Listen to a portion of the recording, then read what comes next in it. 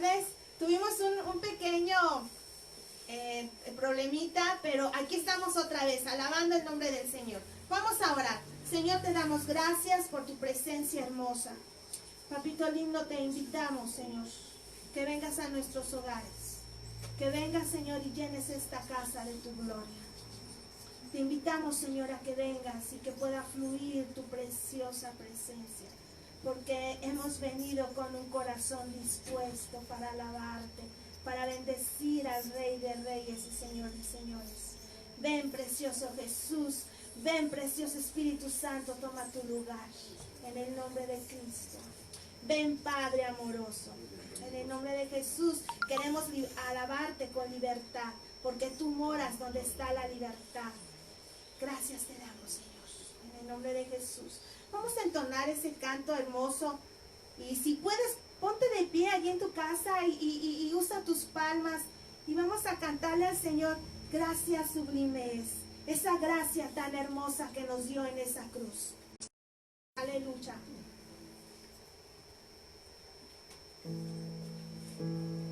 Usen sus manos.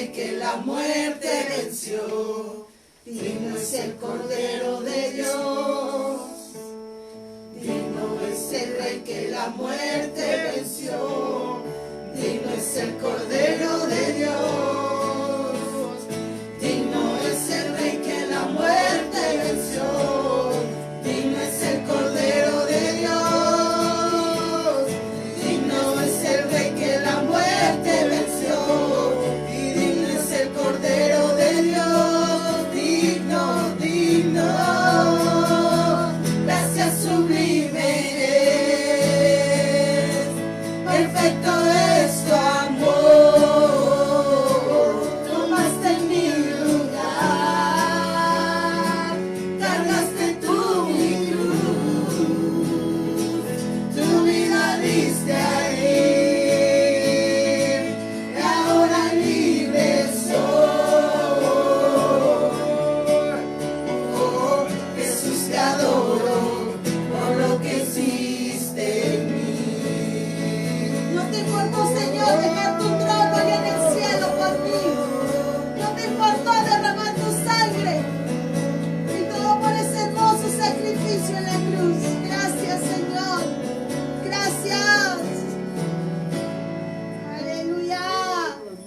su nombre.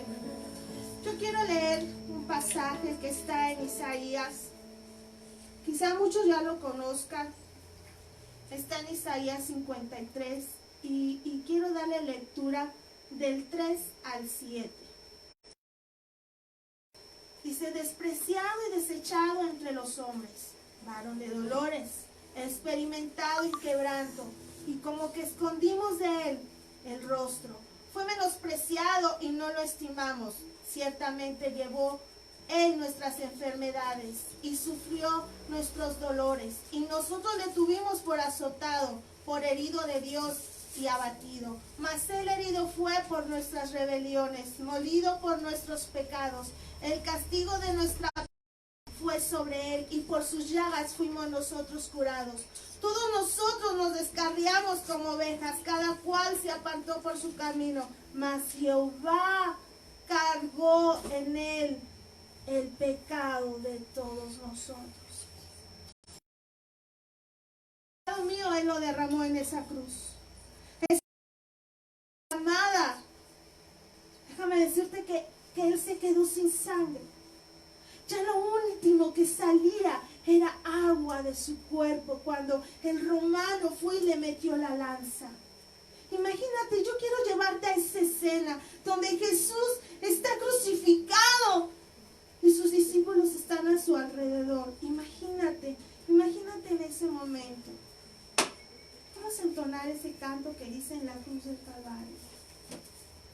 Imagínate esa escena tan trágica, donde está Jesús, donde está tu maestro, en esa cruz, clavado, por un pecado que él no había cometido. Déjame decirte que ahora dicen los abogados: a Jesús le hicieron un mal juicio. Pero estaba todo escrito, desde Isaías, desde el Antiguo Testamento, todo estaba escrito. Ya todo estaba escrito, que él iba a morir por nosotros, que iba a ser llevado como una oveja enmudecida y no iba a hablar. Mira, los cerdos cuando lo van a matar empiezan a gritar y a gritar, mas sin en cambio las ovejas no, se quedan calladas. En la cruz del Calvario fue clavado Jesús, y todos mis pecados los borró y Jesús. En la cruz del Calvario fue clavado Jesús, y todos mis pecados los borró y Jesús. El sacrificio que Jesús hizo en la cruz por ti y por mí es prueba de su amor que hoy podemos obtener.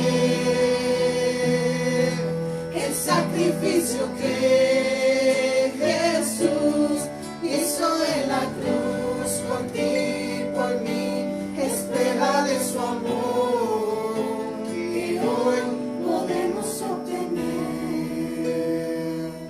Ahora vivo seguro. Fíjate, ahorita todo el mundo está batallando con el coronavirus.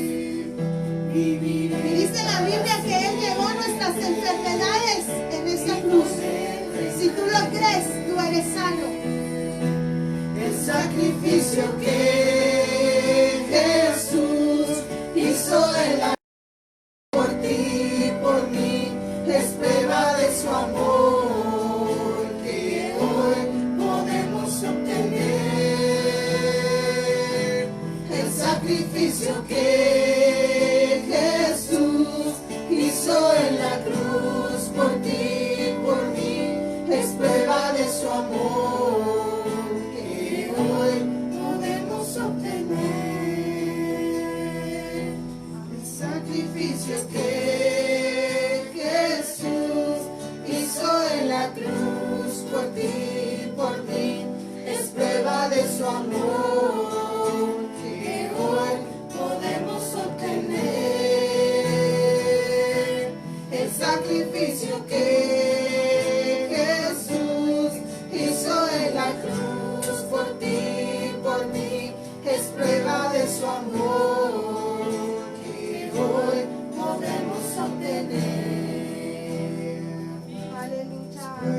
su amor. Gracias, Señor, por ese sacrificio, porque has lavado mis pecados y mis enfermedades. Aleluya. Y así dejamos este lugar.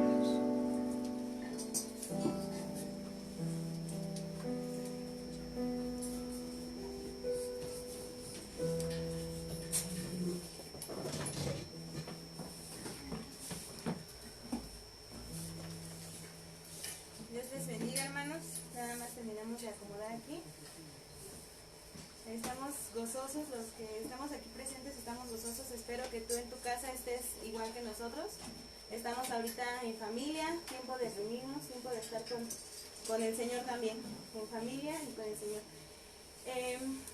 Los que no nos conocen, el año pasado dimos esta misma presentación a la iglesia de nosotros, Casa de Oración. El día de esta semana el pastor quería compartir esta misma presentación con todos ustedes, los que nos ven en casita, los que nos ven a través del teléfono, y me pidió de favor que la volviéramos a retomar. Tratamos de ser muy específico con los mensajes que vamos a dar, una explicación un poco más científica acerca de lo que fue la muerte de Jesús, y ver no solamente en la parte que en la mayoría de las iglesias se toma esta parte, pero creo que es también importante ver que no solo Jesús, ahora sí que el sacrificio que él hizo no solo fue espiritual, sino también en carne humana, en carne propia.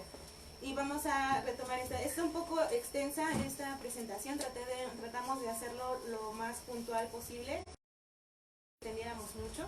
Entonces, yo te sugiero que si vas a ir al baño vayas, si tienes algo para tomar, estés ahí junto con él, alguna botanita, para que no te pierdas de nada. Llegará un momento a lo mejor que se te va a hacer tedioso, a lo mejor es un momento donde tendrás que levantarte, pues sí, hazlo, pero por favor no pierdas pista de lo que vamos a decir el día de hoy.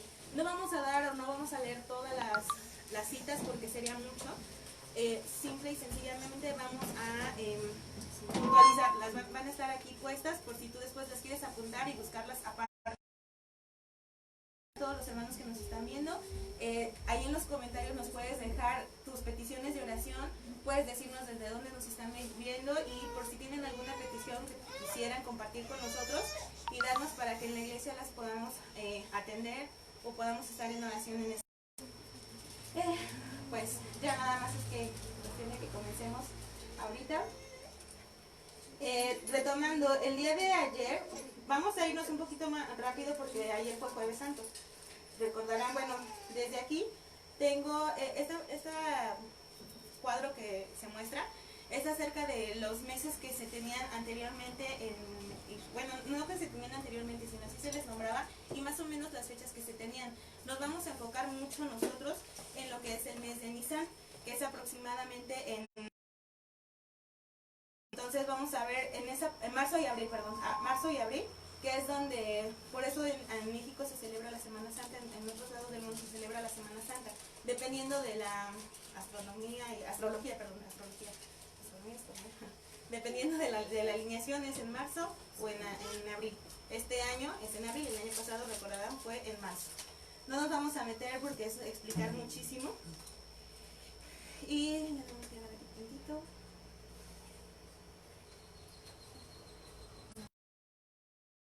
Recuerden que estamos en vivo. Ahí está. Vamos a enfocarnos en vamos a repetir un poco lo que fue el día jueves. Vamos a ir desde la preparación de la cena de Pascua. Esto está en Mateo, Marcos.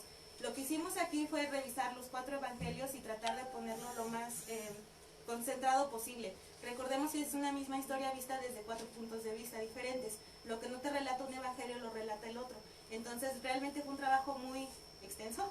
Un trabajo que a nosotros nos llevó, tuve la oportunidad de participar con una hermana también que sabe mucho acerca de estas cosas, asesoradas por el pastor. Y entonces cualquier cita que ustedes no sepan, aquí están apuntadas para que después la puedan ver en su casa. Aquí lo vamos a resaltar nada más algunos puntos principales. Por ejemplo, esta imagen que ustedes ven o que alcancen a ver, recuerden que la recepción depende también desde aquí del internet y también en sus celulares. Después, cuando ya se sube la presentación a Facebook o se sube el video solo a Facebook, ya no en vivo, se ve un poco mejor, se ve más nítido. En esta imagen vemos a un hombre cargando un cántaro, que es la lo que Jesús les dice que a sus discípulos para preparar que se iba a tomar la cena o donde se iban a reunir para tomar la cena. Entonces les dice lo importante de esto es ver al varón que vea con el jarrón o el cántaro de agua. ¿Por qué? Porque normalmente por las mujeres. Entonces eso era lo importante aquí. No era normal y hoy en día todavía se ve que en la mayoría de los países de Oriente se ve que no es todavía una actividad de hombres, generalmente sigue siendo de mujeres. Pero este era el punto. Jesús les dijo, ve y donde sigue a un hombre que lleve un cántaro de agua. Era una señal muy específica. Donde él entrare, dile que vamos a ir, y él aceptó. Finalmente él, eso es lo que, en ese lugar fue donde se llevó a cabo la cena. Vamos a seguir, para no llevarnos porque este es un recuento. Empieza el comienzo de la cena de Pascua, se encuentra en Lucas 22, del 14 al 16. Dice, he tenido muchísimos deseos de comer esta Pascua con ustedes antes de proceder, pues les digo que no volveré a comerla hasta que tenga en pleno conocimiento del reino de Dios. Es algo que aquí Jesús le está diciendo a sus discípulos, tenía tanto gusto, tengo tanto gusto de comerlo con ustedes. No necesito que esté a lo mejor nadie más presente, no necesito que alguien más esté aquí con ustedes, me basta, porque es la última vez que lo voy a comer. Y ahí es donde les da el último sermón, el último discurso, los últimos consejos, para que continúen en esta tierra. Viene el lavamiento de pies, eso también es algo que la mayoría de nosotros conocemos, pero se da en esta parte, está en Juan 13, del 1 al 20, los versículos, por si después los quieren leer en su casa. Dice, así que se levantó de la mesa, se quitó el manto y lo ató en una toalla, se ató el manto en una toalla a la cintura, luego echó agua en un recipiente y comenzó a lavar los pies a sus discípulos y secárselos con la toalla que llevaba en la cintura. Pues sí, yo el Señor y el Maestro les he lavado los pies, también ustedes deben lavarse los pies los unos a los otros. Ciertamente les aseguro que ningún siervo es más que su amo. Es una gran enseñanza que nos da Jesús, que de hecho estábamos viendo que no solamente se refiere al servicio. Cuando ya nos ponemos a analizarlo tiene otro significado, pero ahorita no lo vamos a dar por cuestiones de tiempo. ¿Hasta aquí vamos bien? Muy bien. Después viene la identificación. Esta parte de la misma santa de la cena, identificación de traidor, se encuentra, vamos a irnos ahorita Juan 13, 21 al 20, usamos mucho la nueva versión internacional, traducción al lenguaje actual y nueva traducción nueva traducción viviente, Entonces, en esta parte de la identificación del traidor, lo vamos a Juan 13, 21 al 30, está también en Mateo, Marcos y Lucas. Les repito, les puse las citas, pero no les vamos a retomar todas. En esa misma parte, a lo mejor Mateo lo dice de una forma diferente, pero se refiere a lo mismo. Dice en el versículo 21 de Juan, Jesús se angustió profundamente y declaró, ciertamente les aseguro que uno de ustedes me va a traicionar. Aquel a quien yo le dé este pedazo de pan que voy a mojar en el plato, le contestó Jesús. Y después del bocado, Satanás entró en esa parte, en Judas. Entonces, pues Jesús le dijo también a Judas, porque Judas ahí preguntas, ¿acaso seré yo? Y Satanás había entrado en él. Le dijo, lo que vas a hacer hazlo más pronto. Pero ninguno de los que estaban en la mesa entendió lo que dijo él, por qué lo había dicho. Porque algunos pensaban, puesto que Judas tenía la bolsa, que Jesús le decía, compra lo que necesitemos para la fiesta, o que diese algo a los pobres. Aquí dice que después de esto Judas salió. Como Judas salió y él tenía lo que necesitaban para comprar lo demás, los discípulos pensaron que Judas iba a comprar algo que hubiera faltado o algo que se les hubiera olvidado para esta cena. Pero no es cierto, Jesús se refería a lo que vas a hacer, hazlo de una vez, porque ya sabía dónde iba a llegar cómo iba a ser a lo mejor el proceso de traición de Judas. Por eso dice identificación del traidor nada más. ¿Ok? Vamos a pasar a la siguiente. Dice, primera predicción de la negación de Pedro. Generalmente, o al menos a mí me pasó, que nos enseñaban que nada más Jesús dijo a Pedro que nos iban a negar 3 veces, pero no nada más fue una vez, fueron 2 veces. Entonces vamos a ver las 2 veces que fue esta parte. Está en Juan 13 y en Lucas 22, de 31 al 34. Esto fue antes de concluir la cena. Esta vez, la primera ocasión fue antes de concluir la cena.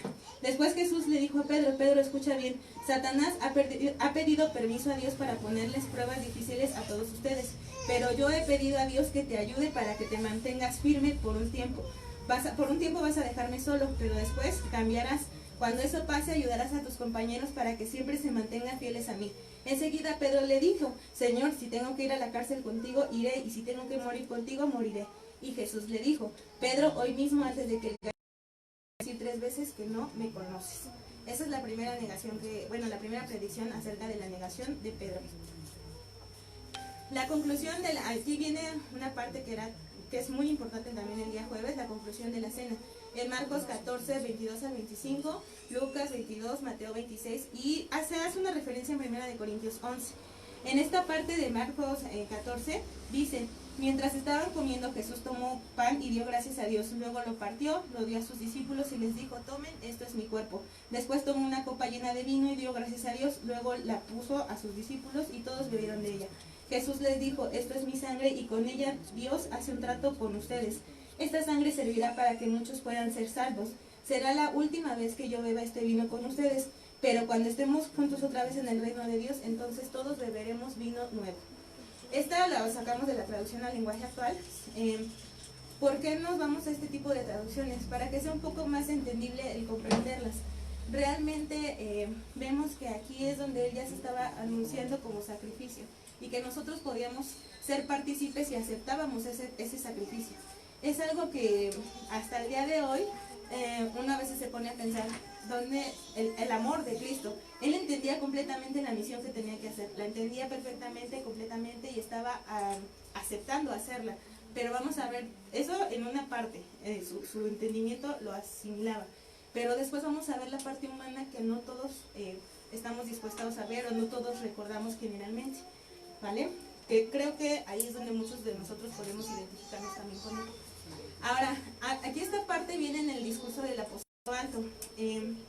Estando yo buscando las referencias, el aposento alto era un lugar donde se ponía o se construía arriba de las casas de ese tiempo. Era un lugar de descanso y que en verano estaba más fresco, un lugar donde la gente podía estar a gusto, platicando, y en la casa donde ellos estuvieron, en donde pasaban a cenar, el aposento alto se refiere al lugar arriba de ese mismo lugar donde estaban ellos cenando, por eso dice aposento alto. ¿Ok? En Juan 14 nos da un discurso acerca de lo que es el destino Padre y el Espíritu Santo. Y dice: en la casa de mi Padre hay lugar para todos. Si no fuera cierto, no les habría dicho que voy para allá a prestarles un lugar. Después de esto volveré para llevarlos conmigo y así estaremos juntos. Y después en el versículo 6 dice: Jesús les respondió: yo soy el camino, la verdad y la vida. Sin mí nadie puede llegar a Dios Padre. Si ustedes me conocen a mí, también conocerán a mi Padre. Y desde ahora lo conocen porque lo están viendo. En el versículo 16: y yo le pediré a Dios, el Padre, que les envíe el Espíritu Santo para que siempre les ayude y siempre esté con ustedes. Él les enseñará lo que es verdad. Desde ahí, porque los discípulos también estaban preocupados. Oye, Jesús nos está diciendo que es la última vez que va a estar con nosotros. Jesús ya como que se está despidiendo desde ahí, ¿no? Ellos entendían más o menos a qué se refería, pero pues finalmente no lo quieres creer, finalmente estás ahí con Él y no quieres estar en esa situación o no quieres pensar que eso va a ocurrir. Entonces por eso de ahí dice: yo les voy a, después de que yo venga está mi Padre, ya lo conocen, y el Espíritu Santo que les va a ayudar, ¿ok? Que les va a aconsejar. Dice aquí el discurso de la vid. Esta imagen me gustó un poco, cuando la puedan ver en su teléfono o si la pueden buscar, pónganle la vid o a qué se refiere Juan 15. Es una imagen de un arbolito, se ve un arbolito, una vid, y las frutas tienen cabecitas y dibujitos de caritas, porque a eso se refiere esta enseñanza. En Juan 15, 17 dice: yo soy la vid verdadera y Dios mi Padre es el que cuida, y si una de estas ramas no da uvas, mi Padre lo corta, pero limpia las ramas que dan fruto para que den más fruto. Ustedes ya están limpios gracias al mensaje que les he anunciado. Si ustedes se mantienen unidos a mí, yo me mantendré unidos a ustedes. Ya saben que una rama no puede producir uva si no se mantiene unida a la planta. Del mismo modo, ustedes no podrán hacer nada si no se mantienen unidos a mí. En el versículo 16, ustedes no fueron los que me eligieron a mí, sino yo los que los elegí a ustedes. Les he mandado que vayan y sean como las ramas que siempre dan mucho fruto. Así mi Padre les dará lo que ustedes pedirán en mi nombre. Esto les ordeno, que se amen los unos a los otros. Por eso esta imagen hace referencia. Él es nuestro tronco principal y nosotros somos aquellos frutos que debemos de dar más frutos.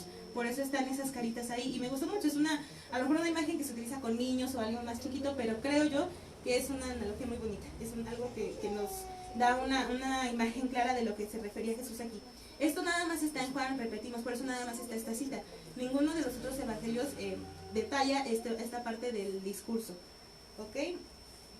La oposición que íbamos a tener como cristianos en el mundo. En Juan 15, 18 al 20, el versículo 18 dice: los que interesan solo por las cosas de este mundo, los odian a ustedes.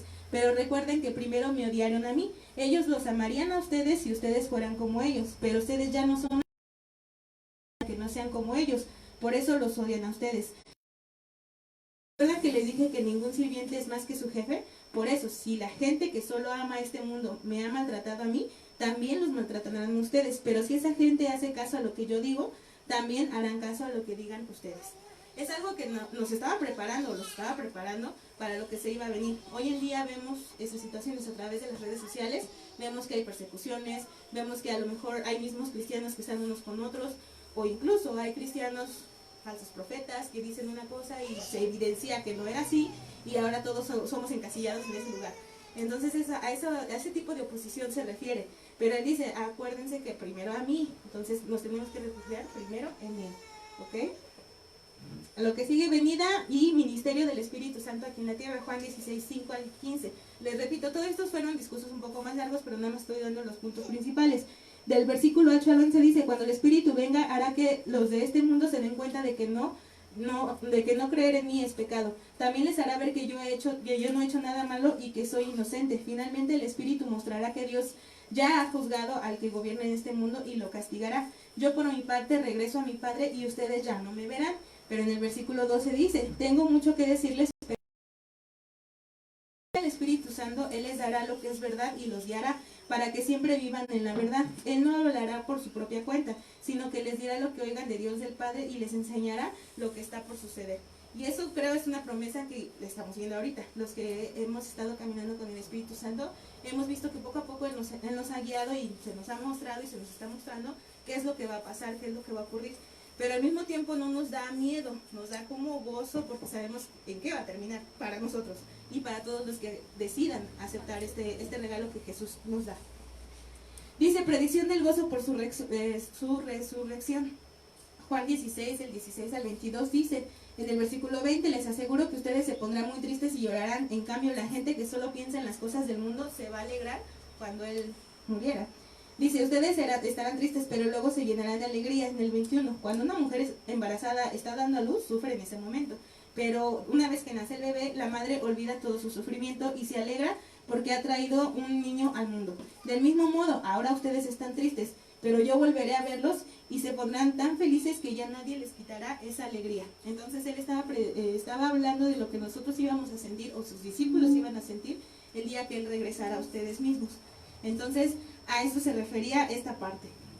Promesas de oraciones respondidas y de paz en Juan 16.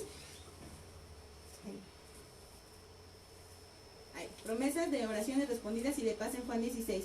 Dice, hasta ahora les he hablado por medio de ejemplos y comparaciones, pero se acerca el momento en que hablaré claramente acerca de Dios Padre y ya no usaré más comparaciones.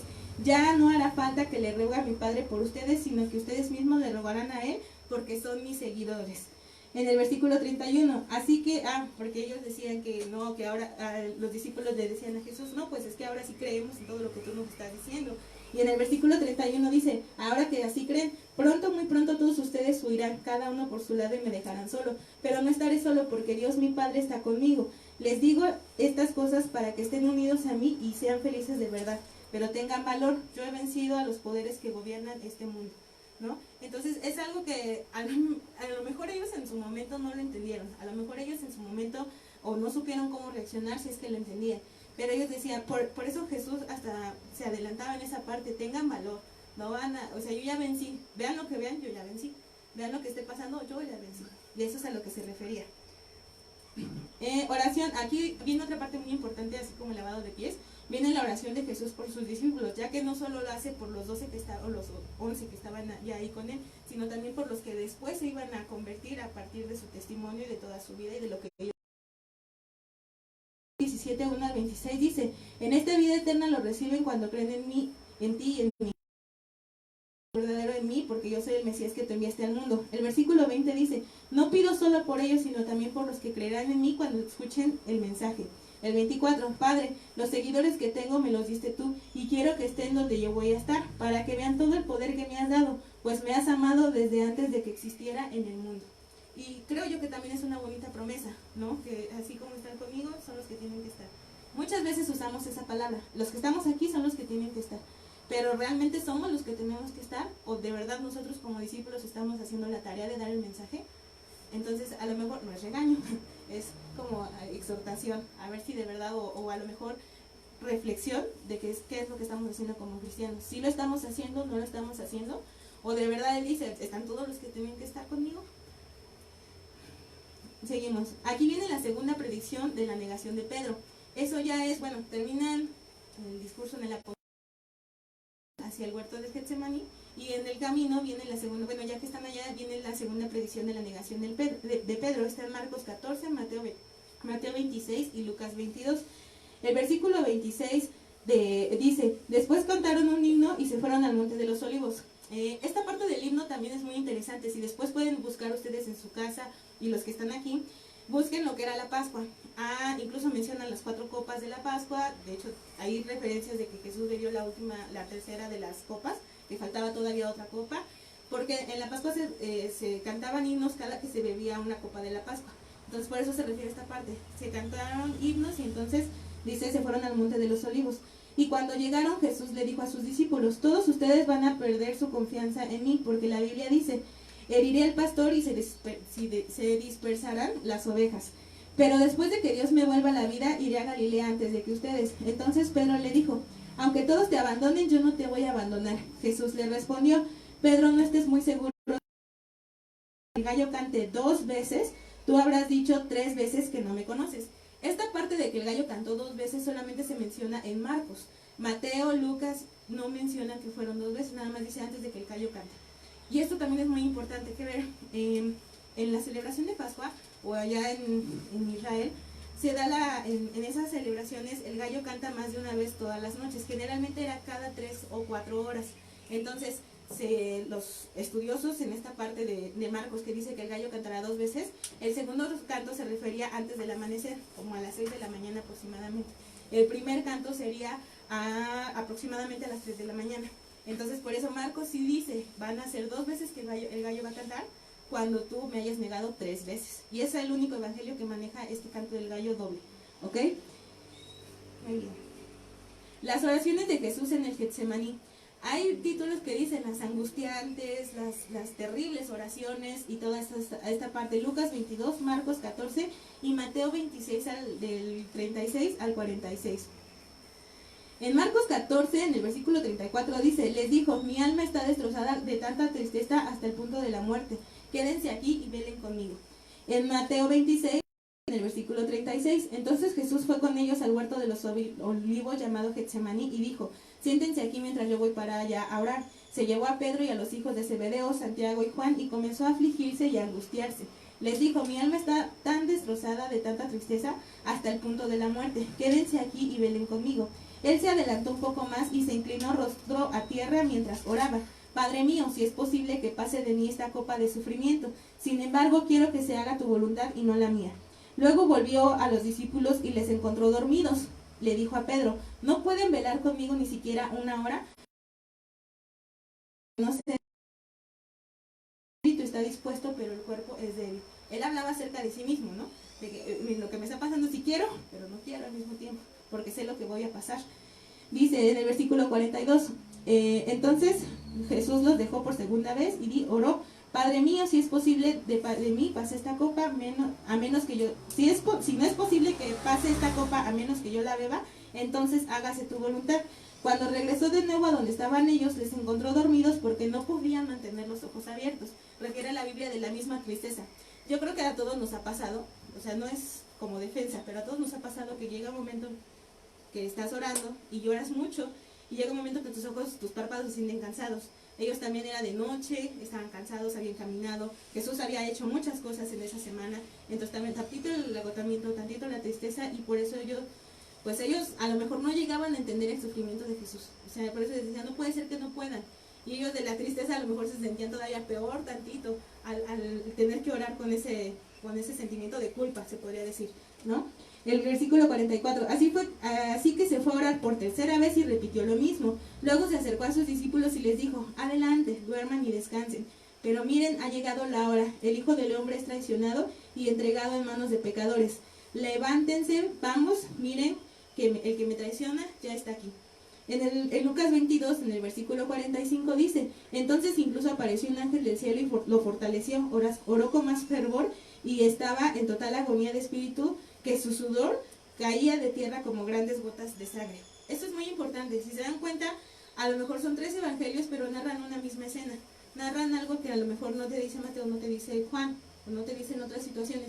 Esto es muy importante que recordemos. Más adelante vamos a tomar o a retomar esta parte que dice gotas de sangre.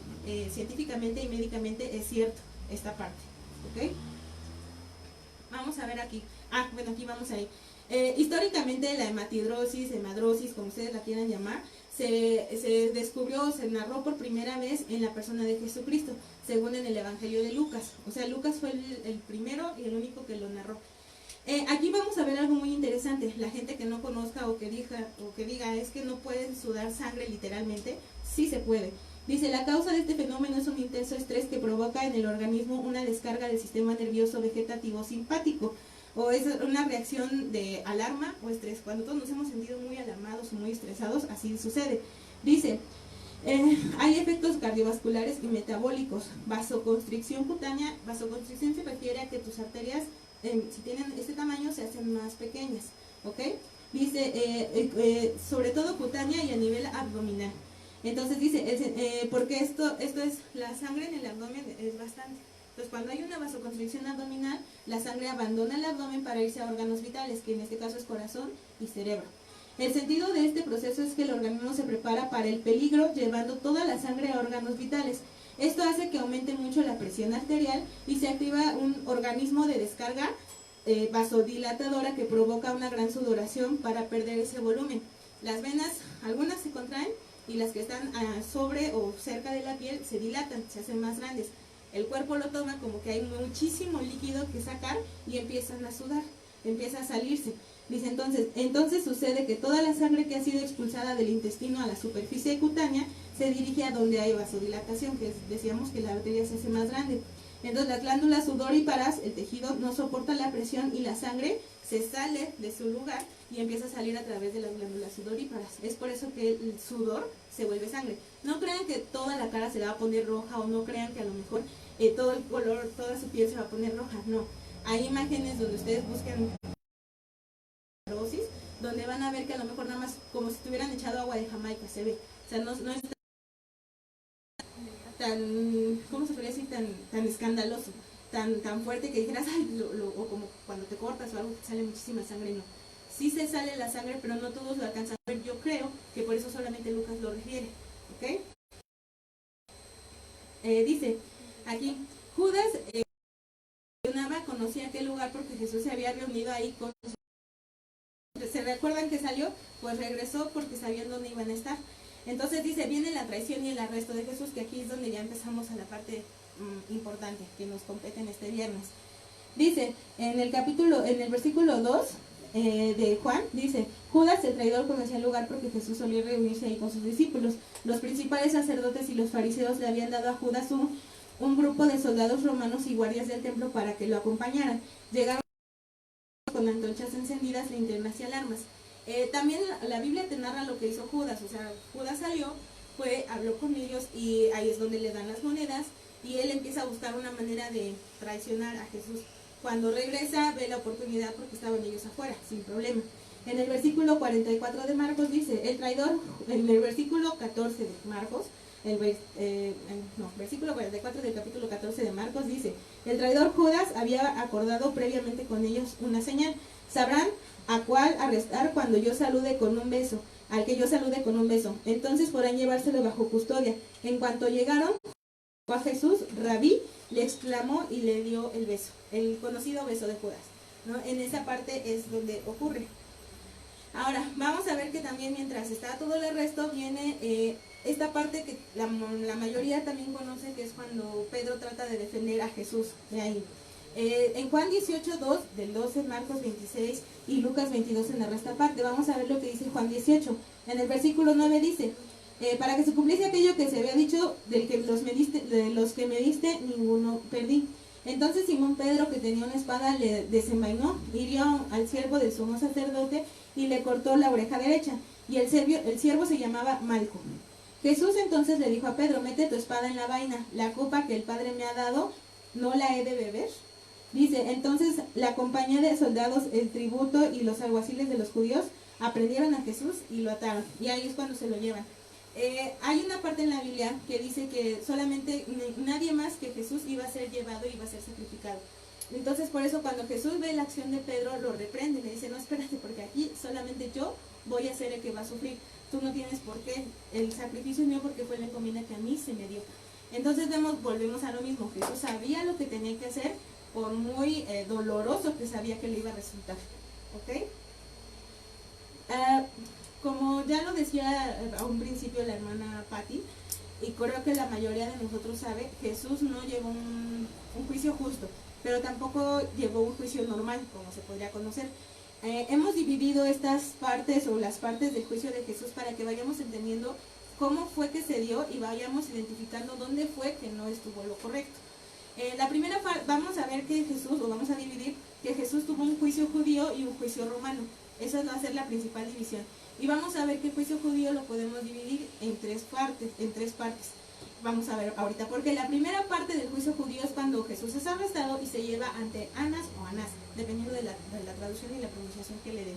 En Juan 18, 12 al 24 dice, lo ataron y se lo llevaron primeramente a Anás, que era suegro de Caifás, el sumo sacerdote de aquel año. Caifás era el que les había aconsejado a los judíos que era un solo hombre por el pueblo. La misma Biblia te relata anteriormente cómo los judíos pues, se ponían más de todo lo que hacía Jesús, ellos no estaban contentos, iban con Caifás, y entonces Caifás de tanto, pues ya les aconsejó esa parte. Versículo 19 dice, adentro el sumo sacerdote comenzó a interrogar a Jesús acerca de sus seguidores y de lo que había estado enseñando.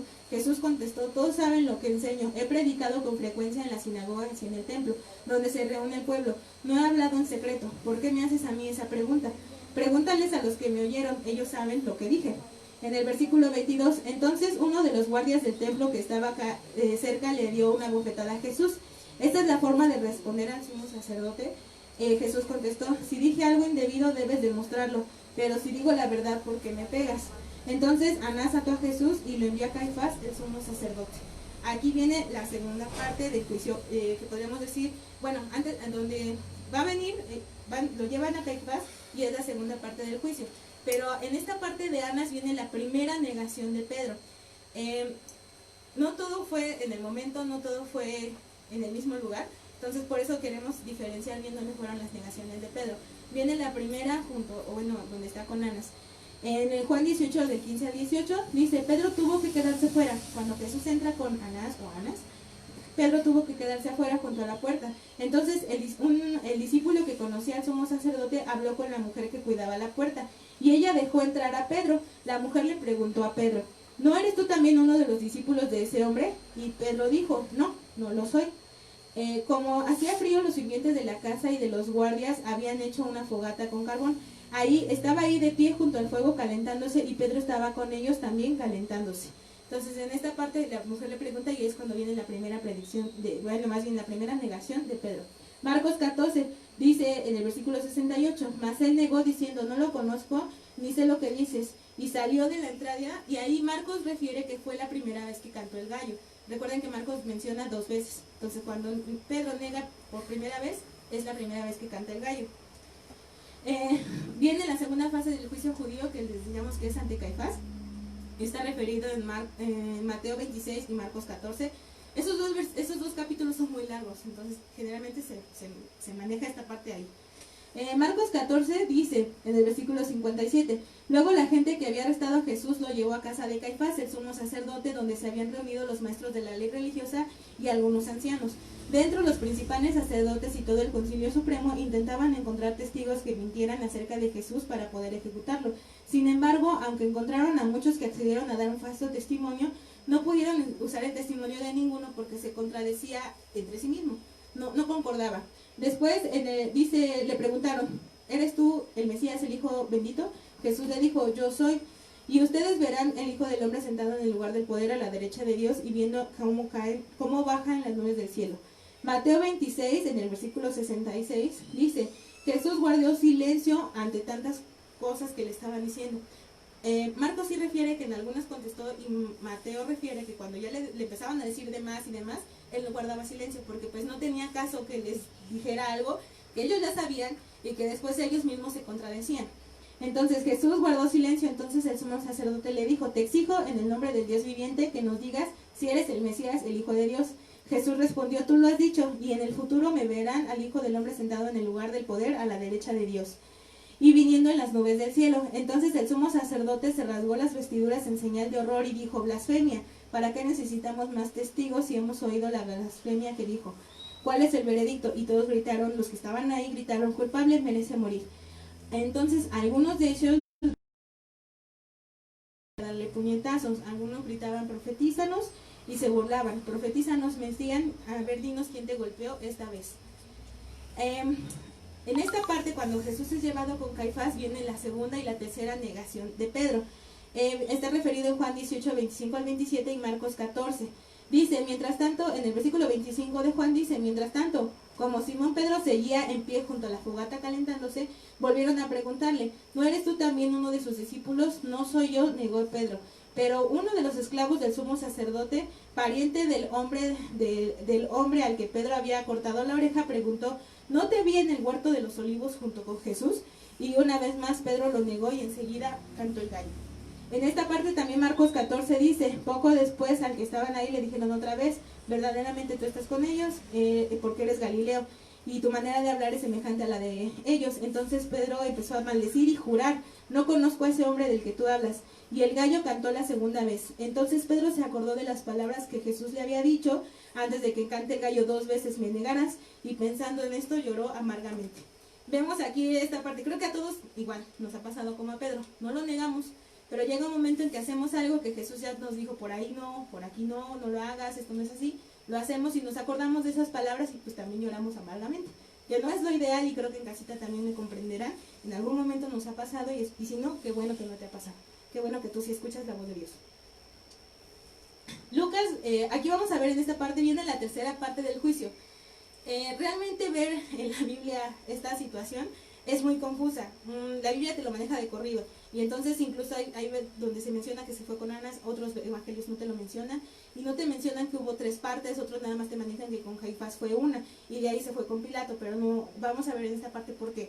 La tercera parte del juicio judío fue cuando Jesús está ante el Sanedrín como en otras traducciones hay, y eso estaba compuesto de aproximadamente de 80 a 120 personas.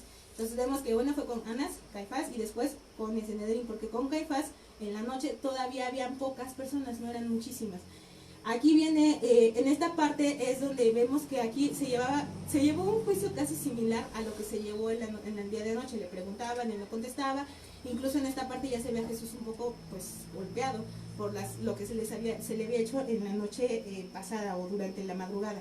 Vamos a ver por qué este juicio era ilegal. En primera, los juicios criminales nunca debían tratarse en la noche. Vamos a ver, son muchísimos puntos, pero vamos a ver estos 3 principales. Los juicios judíos no se tenían que tratar en la noche. Era un como crimen o una burla a su propia ley. Debían hacerse solamente dentro del templo. Y recordemos que a Jesús lo llevaron a la casa de Caifás. ¿Ok? Y después hay otra parte, bueno, le volví a poner una, pero dice: los juicios criminales debían ser siempre ante público. Aunque ellos tuvieran su jurisdicción, no podían saltarse esa parte, tenía que ser público. Y vimos que con Jesús fue completamente a puerta cerrada. Entonces ahí vemos, estos son algunos de los puntos donde vemos que fue ilegal. Si ustedes se meten más a otras cuestiones acerca de juicios judíos, algunos abogados ya lo están haciendo, vamos a ver que había muchas otras inconsistencias, pero principalmente son mucho querer encarcelar a Jesús o querer matar a Jesús o querer apresurar este proceso, porque el día siguiente iba a ser el día de Pascua y no se podía crucificar a nadie en esa fecha. Por eso les ocurrió, de jueves para viernes tenía que morir el mismo viernes. ¿Ok? Ahora vamos a ver esta parte. Antes de llegar a Pilato viene el suicidio de Judas. Cuando es Jesús por el juicio judío, Jesús es declarado culpable. Judas escuchó y viene su suicidio. Está en Mateo 27 de 3 al 10. Dice, Judas se sintió tan mal por haber traicionado a Jesús. Él dijo, he pecado contra Dios porque entregué a Jesús y él es inocente. Entonces Judas tiró las monedas al templo y se fue y se ahorcó. Los sacerdotes principales recogieron las monedas y dijeron, estas monedas son el precio de la vida de un hombre. La ley nos permite que las pongamos en la caja de las ofrendas. Entonces decidieron comprar, la pusieron en la caja de las ofrendas y después de eso, dice, decidieron comprar conocido como campo del alfarero, para enterrar ahí a los extranjeros. Por eso aquel terreno se conoce hasta el día de hoy como campo de sangre, así como se cumplió lo que había dicho el profeta Jeremías. Así lo dice la Biblia. Realmente Jeremías no menciona esta parte como tal. Se menciona algo acerca del precio, 30 piezas de plata en Zacarías. Vamos a ver, aquí también tienen que ver, los libros del Antiguo Testamento son algunos proféticos, y algunos profetas mayores y todo eso. Entonces, cuando dicen el profeta Jeremías es porque Jeremías era considerado uno de, si no es que el mayor de los profetas. Entonces cuando dicen Jeremías lo dijo, no propiamente se refiere a que Jeremías lo decía. Probablemente alguno de los otros profetas lo refirió, pero no necesariamente, no está en el libro de Jeremías, si ustedes lo buscan no lo van a encontrar. En el libro de Zacarías se pone algo o se refiere a algo en el capítulo 11, pero no es como tal una referencia que podamos ponerla, por eso tampoco la puse aquí, solamente la comento. Incluso hay algunos estudios que mencionan que esta parte también no necesariamente, a lo mejor sí la dijo Jeremías, pero no la escribió. Entonces realmente dicen, los profetas decían muchas palabras, no todas son escritas, pero sí la gente la escuchaba. Por eso decían que cuando dice Jeremías lo escribió, puede ser o que se refería a otro profeta, o sí lo dijo, pero solo en forma verbal. ¿Ok? Viene la primera parte del juicio romano, viene el juicio de Jesús ante Pilato. Primero es llevado ante Pilato. Mateo 27, Marcos 15 y Juan 18, del 28 al 38. Vamos a ver lo que dice Lucas 23, del 1 al 7, que es donde lo vamos a tomar. Vamos a ver primero, Juan 18 en el versículo 28 dice, llevaron a Jesús de casa de Caifás al pretorio. Era de mañana y ellos no entraron en el pretorio para no contaminarse y así poder comer la Pascua.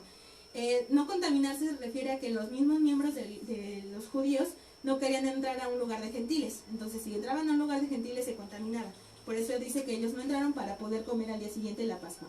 Lucas 23 dice, levantándose entonces toda la muchedumbre de ellos, llevaron a Jesús a Pilato y comenzaron a acusarle diciendo, a este hemos hallado por vertir a la nación y prohíbe el tributo a César, diciendo que él es el mismo Cristo y que es rey. Entonces Pilato le preguntó, ¿eres tú el rey de los judíos? Y él dijo, pues si tú lo dices.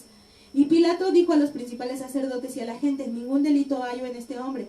Pero ellos porfiriaban diciendo, alborota al pueblo enseñando por toda Judea, comenzando desde Galilea hasta aquí. En Lucas 23 se hace la referencia en el versículo 6 y 7. Entonces Pilato, oyendo decir Galilea, preguntó si el hombre era de Galileo. Y al saber que era de la jurisdicción de Herodes, lo remitió a Herodes, que ellos en aquellos días también estaba en Jerusalén. Entonces aquí vemos, en esta parte volvemos a lo mismo, 4 diferentes momentos de la historia, 4 diferentes versiones de la historia hecha una. Vamos a ver, la segunda fase del juicio romano es cuando Jesús se presenta o lo presentan ante Herodes. Esto está referido en Lucas 23 del 6 al 12, no está referido en los otros evangelios. Entonces dicen, cuando Herodes vio a Jesús se puso muy contento porque hacía tiempo que quería conocerlo. Había oído hablar mucho de él y esperaba verlo hacer un milagro. Le hizo muchas preguntas, pero Jesús no respondió nada. Los sacerdotes principales y los maestros de la ley estaban ahí y lo acusaban con insistencia. Herodes y sus soldados insultaron a Jesús y para burlarse de él lo vistieron como si fuera un rey. Luego lo enviaron a Pilato. Herodes y Pilato, que antes eran enemigos, se hicieron amigos ese día por esa situación. Volvemos a lo mismo, no está referido en todos los evangelios y hay muchos Herodes a través de la historia. Entonces, este es Herodes de Arimatea, ¿ok? No es otro tipo de Herodes. Si ustedes este personaje va a salir referido también históricamente. De Herodes se regresa a Pilato, porque Herodes no pudo acusarlo, no sacó ninguna confesión de él, y quien estaba ahí en ese momento era Pilato como máxima autoridad, entonces lo regresa a Pilato.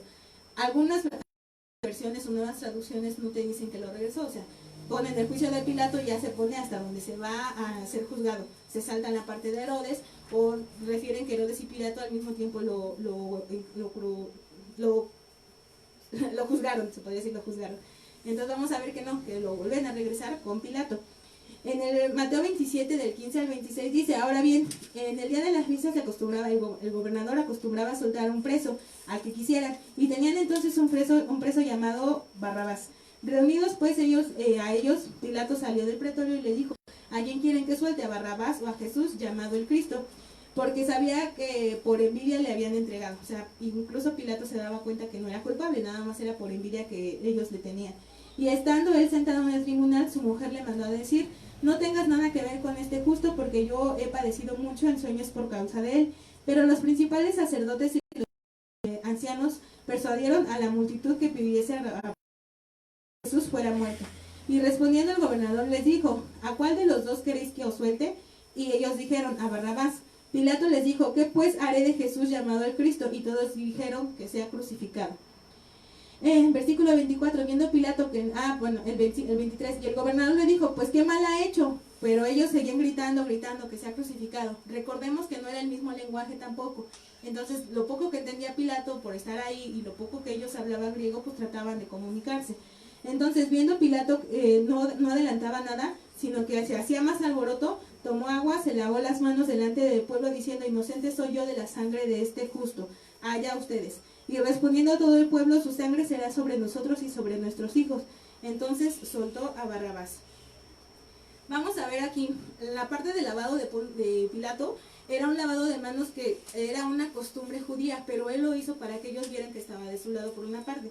Y lo hizo porque no siempre entendían el lenguaje griego, volvemos a lo mismo, diferentes lenguajes, entonces él en señal lo hizo público. Salía del pretorio, entraba del pretorio, salía del pretorio para que estuviera frente a las personas que estaban ahí. Vamos a ver, esta parte también es muy importante, lo que maneja de la esposa de Pilato. Una mujer que pues a lo mejor en ese tiempo no estaba acostumbrado, a lo mejor en ese tiempo pues no cualquier mujer lo hubiera hecho, pero ella al ver toda la situación que se daba, pues le dijo, aguas con esta persona, yo he padecido mucho en sueños. Y a lo mejor Pilato, pues tantito él que no encontraba nada, y lo que le dice su esposa, pues por eso les pregunta, pues es que ¿qué les ha hecho? No les ha hecho nada. Entonces ahí es cuando él se lava las manos. O sea, sí, tengo mis dudas, pero para no alborotar a la gente, para que no crean, y pues Roma en ese momento era de los gobiernos que hacía lo que tú querías para que estuvieras bien con él, hace lo que el pueblo les comunica. Vamos a ver en esta parte del pretorio. Esta es una imagen que encontramos, si ustedes buscan en internet imágenes del pretorio, generalmente les va a salir esta parte. Aquí hay una situación, donde vemos que hay un pasillo muy largo que es ahí donde se hacían los juicios públicos. El gobernador salía y entraba otra vez al centro del pretorio, y el patio es donde estaba Jesús. El patio está detrás de la capillita que se alcanza a ver ahí. Fue llevado al pretorio y el castigo tenía que ser llevado por todo el cuerpo, y generalmente estaba sin ropa, y ahorita vamos a ver por qué esta parte.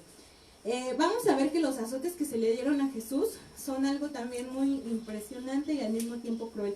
Los azotes eran con un instrumento llamado flagelum romano. Dice, era un instrumento empleado para la flagelación de una persona condenada. Era de madera, y las ramas o las con cuerdas o nervios de animales. Recordemos que los nervios son un poco más elásticos y más duros. Las puntas eran torciditas de metal o incluso de huesos en forma de piquitos. Entonces dice, el condenado era puesto y se encontraba desnudo, por lo cual cuando se le daba el azote, el castigo debió de haber sido como lo doble de duro.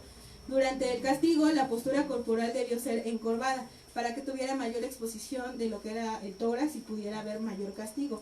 La precisión y la dirección de las marcas debían eran realizadas por dos personas y evitando partes vitales. Por eso se ve, si ustedes han visto la película de la Pasión de Cristo o han visto alguna otra película donde se vea esta parte, es algo muy crudo, es algo muy fuerte. No te imaginas a dos personas pues tirándole latigazos a alguien y sacando sangre a chorros, ¿ok? Vamos a ver más. Recordemos que era un castigo de judíos, era un castigo que hacían los judíos. Cuando los judíos daban se les daba un castigo por judíos, tenía que ser una cantidad menor a 40 o 39 latigazos. Sin embargo, no solamente de parte judía, sino también de parte romana. Va a ser llevada por manos romanas. No hubo límite en el número de latigazos y tampoco hubo límite en el área del cuerpo. Decíamos que estaban encorvados para mayor exposición. La Biblia, algunas personas, algunos científicos refieren que incluso se cayó de donde estaba postrado por todo el cuerpo donde ellos se encontraron. La imagen que ven aquí de abajo es una estatua o una creación que tiene la católica, una estatua que muestra más o menos cómo quedó el cuerpo de Jesús una vez lavado. Si ven, está todo lleno de tanto en el tórax como en las piernas. Recuerden que el cuerpo estaba desnudo, casi desnudo. Y la película, una de las películas que mayor reflejan este tono fue La Pasión de Cristo de Mel Gibson. No me acuerdo qué año y no quiero hacer así como referencia pero pequeño GIF que si lo alcanzaban a ver como yo, búsquenla. Es algo muy breve. Realmente cuando yo estaba haciendo ese trabajo, estaba yo viendo despejarme, porque ponte en el lugar de lo que hizo Jesús por ti. Soportar todo eso por ti es algo que yo creo que por algo lo hizo él, nadie más lo hubiera hecho. En total se calcula que el cuerpo de Jesús tuvo más de 400 heridas, exceptuando algunas zonas de órganos vitales. Incluso la gente llegaba a decir que era peor que un cuerpo leproso. Buscando imágenes acerca de un cuerpo leproso, vemos que están llenos de incluso verruguitas, pústulas, muchas partes en todo su cuerpo. Pero Jesús era como el doble de mal, el doble de hasta asqueroso para muchas personas ver ese tipo de situaciones. Que incluso hay referencias de que los látigos, o bueno, el latigazo, se encajaba de tal forma que rasgaba su costado y se veían las costillas. Entonces, imagínense la exposición, gracias a Dios, no sé, de sus órganos, porque Dios sabe cómo crear el cuerpo humano, ¿verdad? Dios sabe hasta dónde llega y ver esa situación, aunque sea en una película, es muy desgarrador. Vamos a recordar aquí, me refiero a esto porque el castigo debió de ser el doble de lo tormentoso que normalmente debía de ser, porque él había sufrido de hematidrosis, de hemadrosis. Esa condición, volvemos a lo mismo, si alcanzan a ver en la imagen que está de este lado, vemos como a lo mejor una gotita de sangre, esa es la hematidrosis, o cuando la sangre sale con el sudor, no se ve escandaloso, pero esa simple condición te lleva a una hipersensibilidad cutánea. O sea, imagínate, nada más te tocaban tantito y ya te dolía. Imagínate a Jesús con esa sensibilidad, que te empiecen a latigar, como a él lo latigaron. Era como el triple de tormentoso lo que él tenía. Pues yo creo que porque sabía lo que iba a hacer y porque, no sé, no encuentro yo palabras para describir el nivel del dolor que él sentía, y que en algún momento a lo mejor se desmayó, o en algún momento a lo mejor ya no podía, pero el mismo latigazo te despertaba, o sea, pónganse a analizar tantito qué es todo lo que él pasó en esa situación. Una vez terminado el castigo físico, hicieron con él lo que en ese tiempo se conocía como el juego del rey. Anteriormente los romanos tenían un juego para los niños que era el juego del rey. Se les vestía con una corona, no de espinas, pero era una corona, un manto y un cetro. Pues ellos buscaron manto, una caña para que fuera su cetro y la famosa corona de espinas, que ahorita vamos a ver cómo se realizó. En Jerusalén hay un espino llamado Cipsus, o Cipsus, dependiendo de la pronunciación, que se utilizaba principalmente para hacer hogueras, era una rama seca. Tras la crucifixión de Jesús, a este arbusto se le empezó a llamar Spina Christi, porque fue utilizado donde estaba el pretorio, en el patio, habían ese tipo de ramas, ese tipo de instrumento. Hay referencias científicas, o hay referencias que están haciendo esos estudios, que no fue una corona de espinas como tal, sino fue como un tipo casco de espinas que se le hizo, que cubrió toda la parte de su cráneo. Entonces, dependiendo, porque los cascos romanos no eran aquí, eran de esta forma, y se hablaba de corona porque hacían este corte, o esta forma coronal. Entonces, por eso se dicen, generalmente tenemos la referencia que nada más fue en esta parte, pero hay estudios que quieren demostrar que a lo mejor pudo haber sido completamente en la cabeza. Es por eso que cuando se refiere que incluso lo golpeaban en la cabeza, la herida era más profunda y era en toda su cabeza, no nada más en esta parte coronal. Pero no hemos encontrado una referencia completamente fidedigna o bien para haberla puesto de este lado. Una vez que termina el castigo y toda esta parte, en Juan 19, 19 del 1 al 16, Jesús es mostrado ya con su castigo, porque incluso Pilato, algunas referencias dicen que Pilato no lo quería crucificar, nada más dijo, bueno, lo voy a azotar, lo voy a castigar y que se vaya, que sea liberado. Pero sale en esta parte, dice, cuando dieron por terminado el castigo fue cuando Pilato presentó a la multitud a Jesús, portando la corona de espinas, el manto color púrpura, y Pilato dijo las palabras Ecce homo, o aquí está el hombre. Y es cuando dice que quieren que haga con él, crucifícalo, y hay otras referencias que dice que ahí se lavó las manos, pero no, menciona que fue antes de todo este castigo, ¿ok? Vamos a ver aquí, bueno, Pilato lo da para que se lo lleven ya a crucificarse. Bien, dice camino al Gólgota, en Marcos 15 del 21 al 23, Mateo 27, Lucas 23 y Juan 19. En Marcos dice, obligaron a uno que pasaba, Simón de Cirene, padre de Alejandro de Rufo, que venía del campo, a que se llevase la cruz. Y le llevaron a un lugar llamado Gólgota, que traducido es lugar de calavera. Y le dieron a beber vino mezclado con mirra, mas él no lo bebió. Vamos a ver en esta parte. Generalmente el madero que se les cargaba en ese tiempo, el madero romano, pesaba entre 51 y 70 kilos. Jesús debía soportar esa carga sobre aproximadamente 594 metros, desde donde estaba la fortaleza de Antonia, donde estaba el pretorio, hasta el Gólgota. Imagínense, débil, súper mal, ya no tenía, deshidratado, confundido, y aparte cargarte los 51 o 70, un promedio de 60 kilos sobre tu costado. El dolor que tenía es por eso que vienen en las películas, ven las famosas caídas y que se desmayaba, pero era ya algo físico que él estaba experimentando. La pérdida de agua por sangre, la deshidratación por no tomar agua, no comer, toda la noche en vela, entonces era algo que él ya venía soportando a pesar de esos 60 kilos. Es por eso que cuando salen de la ciudad, o sea, del camino a la salida de la ciudad, ahí ya no puede. Entonces dice, afuera de las ciudades le tuvieron que pedir a alguien que le ayudara a cargar la cruz, porque tenían prisa de que muriera, para que fuera también igual enterrado y al día siguiente no se hiciera nada. Entonces de aquí a que llegara Jesús a ese lugar iban a lo mejor a pasar horas, y a lo mejor se iba a morir en el camino y no en la cruz. A Jesús le hicieron cargar con el madero horizontal, no con el vertical. La parte vertical de la cruz se colocaba permanentemente en el sitio de ejecuciones. Esto es algo que también a veces ha rayado un poco con la fe que la mayoría ha profesado, o a lo mejor ha rayado un poco con la fe que la mayoría conocemos.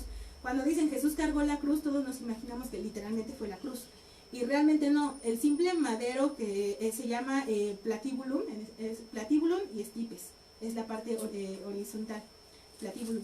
Ese platibulum era el que pesaba 70 kilos. Los romanos ataban a los presos y eso es lo que tenían que ir cargando. Jesús no hubiera podido con toda la cruz completamente, no hubiera sido capaz ni siquiera de bajar, ni siquiera de llegar a la ciudad o llegar afuera de la ciudad. Entonces dice, la parte vertical de las cruces iba y se colocaba en el a ser crucificado, y los presos solamente cargaban el palo horizontal, que eso es a lo que vamos. Eso es científicamente probado, que así se hacían los castigos romanos. Recordemos que el castigo fue romano, por parte de manos romanas, ¿ok? Entonces vamos a ver esta parte. No es que queramos quitarles o queramos borrarles esa imagen de Jesús cargando la cruz, no. Sí cargó el peso de la cruz, pero no fue la cruz completa, ¿ok? Dice, los romanos querían ejercer el máximo y absoluto dolor y tortura en el criminal con el mínimo esfuerzo de su parte. Es por eso que los romanos no cargaban la cruz o no cargaban el madero. Hacían que el propio preso cargara su propia cruz. Era tanto tortura psicológica como tortura en cuerpo. Aunado a que Jesús ya iba como el triple de torturado. Espero que vayan conmigo y a lo mejor si ahorita se tienen que despejar, despéjense, levántense, hagan algo porque viene también una parte muy importante, no solamente el castigo de Jesús para entenderlo, sino también la parte que viene con la cruz. ¿Ok? Vemos en esta imagen, se ve cómo estaban igual, volvemos a lo mismo. Los romanos hacían que el preso cargara su propio peso de la cruz. Esta es la parte que les digo que pesaba alrededor de entre 55 y 70 kilos. Tenía que cargar. Y esto está probado históricamente por los soldados de Roma. No sabemos, o sea, volvemos a lo mismo. No estuvimos ahí presentes cuando Jesús lo cargó. Los científicos dicen que era técnicamente imposible que sea la cruz completa. ¿Ok? Vamos a seguir para no llevarnos más tiempo. Dice, la mirra es una especie de... Ay, perdón. Okay. Dice acá, la mirra es una especie de caucho aromático que crece en Arabia, Abisinia e India. Tenía efectos narcóticos sobre las personas heridas. No solamente a Jesús se le dio a ese brebaje, también se le dio a los reos, pero Jesús no quiso probarlo. Finalmente era algo que podía contaminar su cuerpo, inclusive, fíjense, inclusive él estando en esa situación de agonía, quería llegar lo más puro posible porque sabía que era su tarea, sabía que era algo que Dios le había encomendado. ¿Ok? Camino al Gólgota, bueno, esta parte llama así, está en Lucas 23 del 27 al 33, dice: una multitud de pueblo y de mujeres que lloraban y hacían lamentaciones por él, pero Jesús, vuelto hacia ellas, les dijo: hijas de Jerusalén, no lloren por mí, sino llorar por vosotras mismas y por vuestros hijos, porque he aquí vendrán días en que dirán: bienaventuradas las estériles y los vientres que no concibieron, los pechos que no criaron. Entonces comenzarán a decir a los montes: caed sobre nosotros, y los collados cubridnos, porque si el árbol verde hace estas cosas, en el seco que no se hará. Llevaban también con él otros dos que eran malhechores para ser muertos. Cuando llegaron al lugar llamado Calavera o Gólgota, le crucificaron ahí, y los malhechores, uno a la derecha y uno a su izquierda. Vamos a ver esta parte. Jesús, cuando les decía: no lloren por mí, lloren cuando tengan que llorar, porque llegará el tiempo en que van a decir estas palabras, no se refería a lo mejor en este momento a él, se refería a lo que iba a suceder después con la ciudad de Jerusalén. Dice, hablaba de lo que sucedería años después, porque los ejércitos romanos conquistarían esa ciudad. Ustedes conocen bueno, si han leído un poco de historia romana, conocen lo despiadado que podían ser este tipo de conquistas.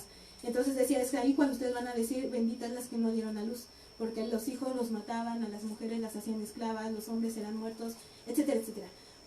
Pueden buscarlo, esto está históricamente en cualquier libro de historia, cualquier referencia en internet. A eso se refería Jesús. A lo mejor no se alcanza a ver muy bien en su pantallita, en su teléfono, en donde tenga que ver, pero pueden buscarlos así como, pueden buscarlo en internet como horas hebreas marcadas en la Biblia con los horarios normales. Hay una columna, en la columna en amarillo, si se alcanza a ver amarillo más fuerte, vienen las 24 horas del día, y en la columna amarillo clarito, en este caso a lo mejor se ve un poco verde aquí, vienen las horas que se refieren en la Biblia. Vamos a tener en cuenta esta parte señalada en rojo. 9 de la mañana se va a referir a la hora tercera del día.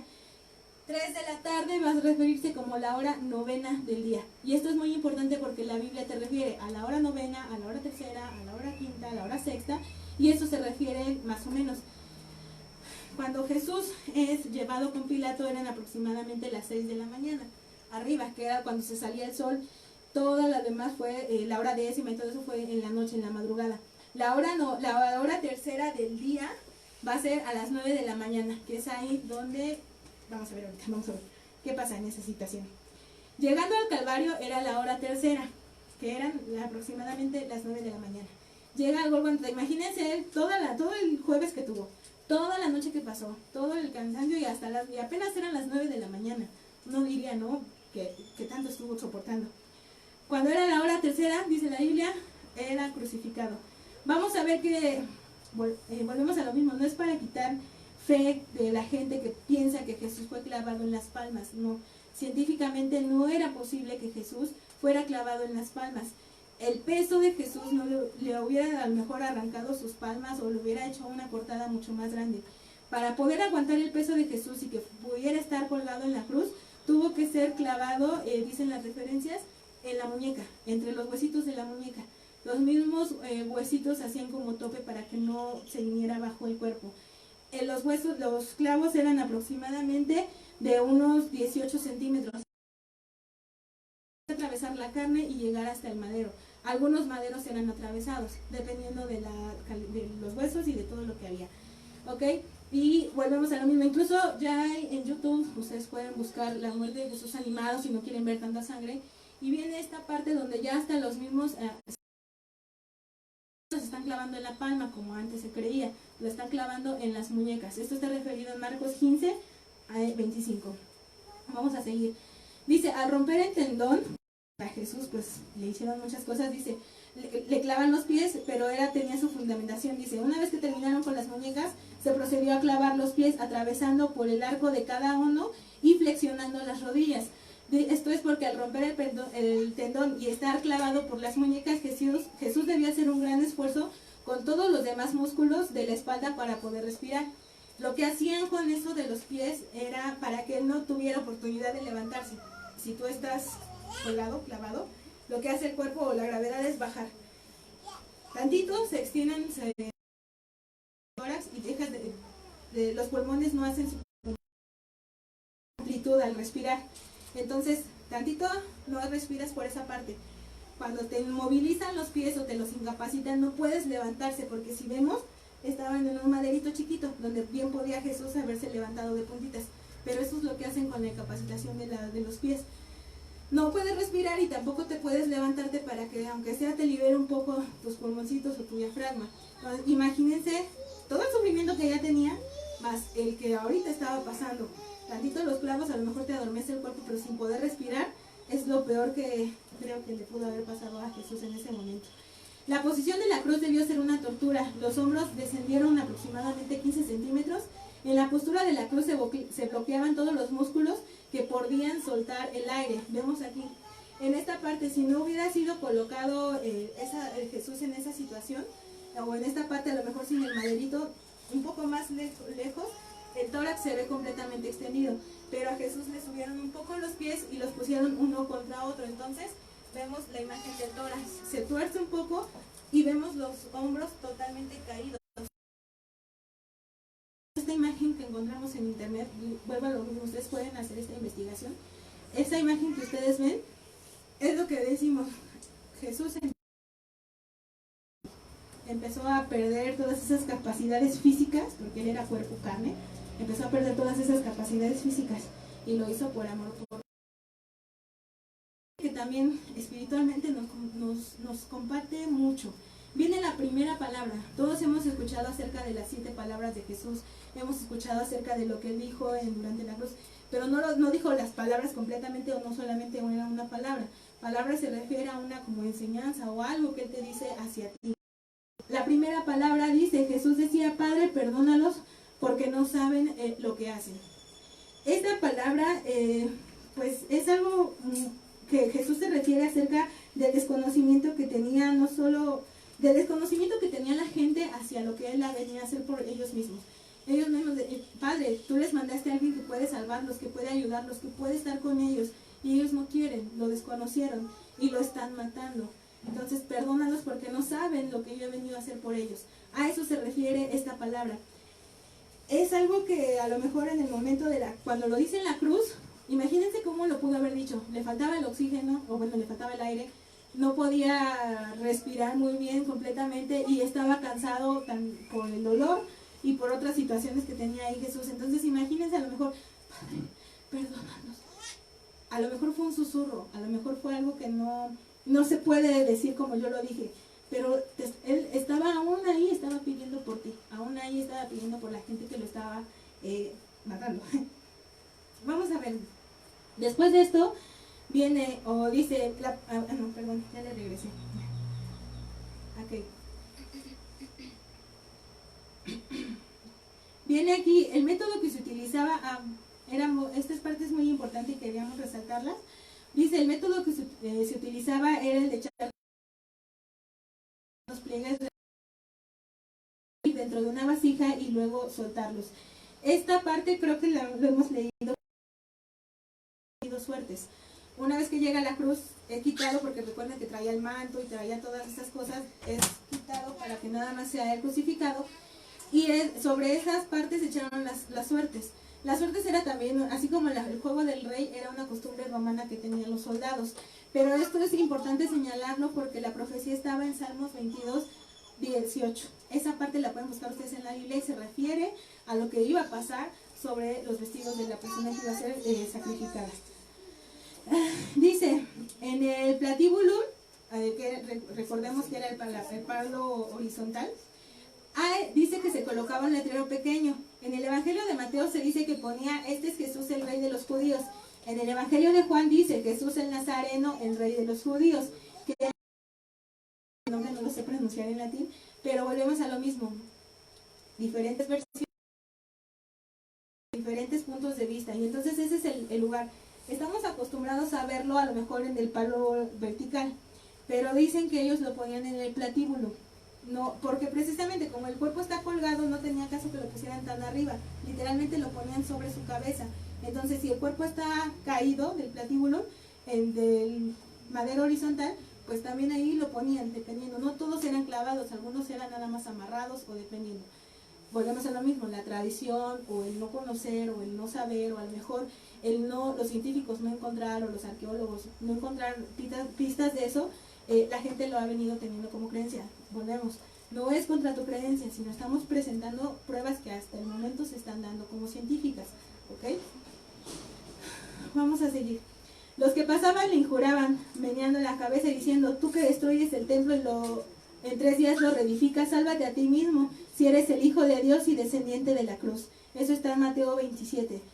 Gente que se burlaba, gente que le decía: no es cierto que tú eras el Hijo. No saben que esto se refería a otra cosa, pero ellos usaban, hasta se atrevían a usar sus palabras contra él mismo, como retándolo, como diciendo: tú no dices todo eso, pero no eres capaz de hacerlo. En Lucas 23, del 36 al 37, dice lo siguiente: los soldados también le escarnecían, acercándose y presentándole vinagre y diciendo: si tú eres el rey de los judíos, sálvate tú mismo. Pero pues no entendían lo que Jesús estaba haciendo en ese momento. Ok. Lucas 23 dice: y uno de los malhechores que estaban colgados le juraba diciendo: si tú eres el Cristo, sálvate a ti mismo y a nosotros. Respondiendo el otro, le reprendió diciendo: ¿ni aún tú temes a Dios estando en la misma condenación? Nosotros a la verdad justamente padecemos porque recibimos lo que merecemos de nuestros hechos, mas él ningún mal hizo. Y es aquí donde vemos la siguiente palabra, que dice: Jesús se voltea con este ladrón o con este malhechor y le dice: de cierto te digo que hoy estarás conmigo en el paraíso. Esa palabra también es la segunda palabra que pronunció Jesús en ese momento. Y dice, bueno, se refiere a la seguridad de recibir la salvación si le abrimos nuestro corazón, el perdón que íbamos a recibir una vez que nosotros le aceptáramos. El malhechor a lo mejor no tuvo tiempo de hacer la oración, a lo mejor no tuvo tiempo de hincarse, de hablar con el Padre o de ni siquiera tocar. Hemos visto que hay que solamente con tocar, solamente con mirar, no tuvo tiempo porque ya lo conoció en el momento. Mal y que estaba pagando. Pero Jesús lo vio y sin hacer ningún mal, por eso le dijo: acuérdate, nada más yo te pido que te acuerdes de mí cuando estés ahí arriba. Entonces, esas palabras fueron suficientes para Jesús susurrarle o decirle, como tú quieras entenderlo: de cierto te digo que hoy estarás conmigo en el paraíso. Y es a lo mejor una promesa que también nos hace a nosotros. Si tú le crees y crees lo que él hizo por ti, también podrás estar con él en el paraíso cuando llegue su momento o llegue tu momento. Eso es algo que, volvamos a lo mismo, aún en su pena, aún en su muerte, aún en su agonía, Jesús estaba diciéndote a ti promesas, Jesús estaba diciéndote a ti palabra para que estuvieras confiado en él y en lo que él estaba haciendo en ese momento. Después viene la tercera palabra. Jesús dice, a lo mejor no las vuelvo a lo mismo, no las dijo en el momento uno tras otro y tras otro, no, lo dijo de diferente manera, porque él fue crucificado a la hora novena, pero fue muerto hasta hasta las 3 de la tarde aproximadamente. Entonces vamos a ver en esta parte, dice: mujer, he ahí a tu hijo. Después dijo al discípulo: he ahí a tu madre. Esto lo dijo como cuidado, se refería un poco más acerca, porque dice la Biblia que voltea a ver a su mamá, y ve que ella se va a quedar sola. En ese tiempo las viudas eran algo que se les dejaba abandonadas, se les dejaba a su suerte. Estaba su discípulo amado y a él le dice: mujer, he ahí a tu hijo, hijo, he ahí a tu madre. Se le estaba encargando, aún en ese momento, de dejar a su mamá que sufriera con lo mismo que sufrían todas las mamás. Entonces le encarga a su discípulo amado: mujer, ahí, hijo, y por ella, trátala como mamá, y mujer, no te sientas sola, no estás sola, estás ahí con un hijo que tienes y que puedes cuidar de ti. Vemos la preocupación por el futuro, vemos la preocupación por el presente de su familia, de su mamá, porque volvemos a lo mismo, era nuestro Mesías, pero también era hijo, ¿ok? Dice: desde la hora sexta, que fue mediodía, éramos la hora tercera, la hora sexta, mediodía, hubo tinieblas sobre toda la tierra hasta la hora novena, que es donde él muere. La Pascua tenía lugar en luna llena, por lo tanto no era posible que hubiera un eclipse de sol.